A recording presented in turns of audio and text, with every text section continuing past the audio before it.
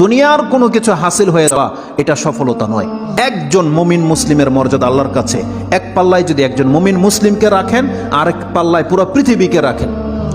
কেউ যদি পুরো পৃথিবীকে ধ্বংস করে দেয়, এটা আল্লাহর কাছে অত বড় অপরাধ নয়। একজন মুমিনকে যদি কেউ হত্যা করে, এটা যত বড় অপরাধ। তাহলে একটা মানুষ তাওহীদের উপরে যারা আছে তাদের মান মর্যাদা এত, আল্লাহ বলছেন অতএব তারা যেন দুনিয়ার জন্য নয়, বরং তারা ওই পরকালে জাহান্নাম থেকে মুক্ত হয়ে যাওয়ার সেই রাস্তা যেন তারা অবলম্বন করে। কারণ সেই দিন যাকে জাহান্নাম থেকে শুধু বাঁচানো নয়, দূরে রাখা হবে। ওয়াউদখিলাল জান্নাহ, আর যাকে জান্নাতে প্রবেশ করিয়ে দেওয়া হবে, আল্লাহ বলছেন ফাকাদে ফাজ, এই হলো সফল কাম। কারণ জান্নাত এমন একটা জায়গা, এটা হচ্ছে চির সুখের জায়গা। একবার শুধু কোনো ব্যক্তিকে জান্নাতে ঢুকিয়ে দিলে জীবনের যত পেরেশানি আছে সব দূর হয়ে যাবে, সব দূর হয়ে যাবে। তাহলে পরকালের ব্যাপারটা হচ্ছে এমন। আল্লাহ বলতেছেন সেই দিন যাকে জান্নাতে ঢুকিয়ে দেওয়া হবে, আল্লাহ বলছেন এই ব্যক্তি হচ্ছে সফল কাম। তাহলে এই সফলতা আসবে কিসে?